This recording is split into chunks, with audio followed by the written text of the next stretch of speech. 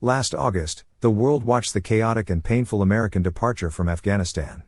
It led to a profound reckoning. How could 2 decades of war end in such humiliating defeat at the hands of Taliban militants?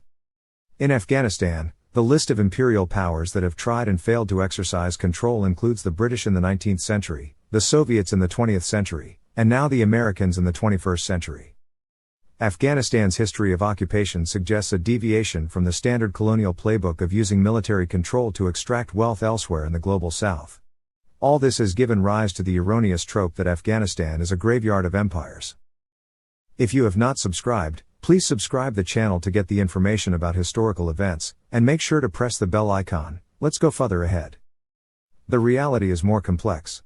Global South nations struggling with the effects of colonialism are ticking time bombs. Global North control creates simmering resentments and resistance. Researches into entrepreneurship and post-colonial upheaval finds that colonial interference alters the natural progress of development for these occupied countries. Traumatic political, military and social events create deficits that are not easily fixed. Yet it's also found that powerful identities around empowerment and self-determination can survive the extremes of colonialism and occupation.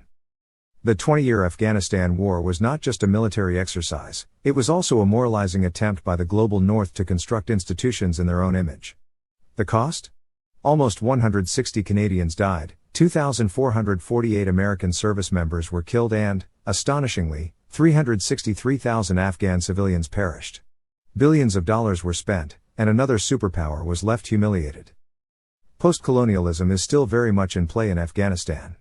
The Mujahideen drove out the Soviets in 1989, and the cult-like Taliban surprised everyone, and possibly themselves, with how quickly they took control in the wake of the clumsy U.S. withdrawal. Post-colonial theory at play, the resurgence of the Taliban was consistent with post-colonial theory on identity construction, understood to happen in 3 steps. First, there was the Eurocentric expectation of mimicry. When confronted by the world's most powerful military, Afghans were expected to adopt the norms of their occupiers. America and its allies saw themselves as having a superior form of civilization worthy of emulation, doing a favor for Afghans by liberating them from the Taliban. Second, a hybrid identity was created. Afghanistan became neither Afghan nor American. A puppet government was installed to force an identity onto Afghanistan by their foreign occupier that would be palatable to the global North. Third, there was a space of transition. In this space, people reflect on ongoing uncertainties in their history, and reimagine the future. It is here that the colonized resist and push back against occupying forces. A monster of their own creation. For 20 years, the U.S. was trying to destroy its own flawed, hybrid creation, the Mujahideen. These guerrilla fighters had been trained and armed by Americans to fight in a death for country, suicide bombing style. This was not the Afghan way. Rather than blowing themselves up, Afghans had preferred to put down their weapons for tea time, hang out with their adversaries and then go back to fighting them the next day. By installing a corrupt puppet government, the Americans pursued nation building based on their own Western model. This thwarted the natural evolution of Afghan institutions and hung on the country like an ill-fitting suit, with deadly consequences. The speed with which US-backed President Ashraf Ghani fled, and the occupation government collapsed, heralded a significant transition in Afghanistan. The Taliban stepped into that space of transition with surprising ease. A majority of Afghans, like any occupied people, want to create their own solutions. For this, they often need help. But that help should not be guns pointed at them by a foreign military.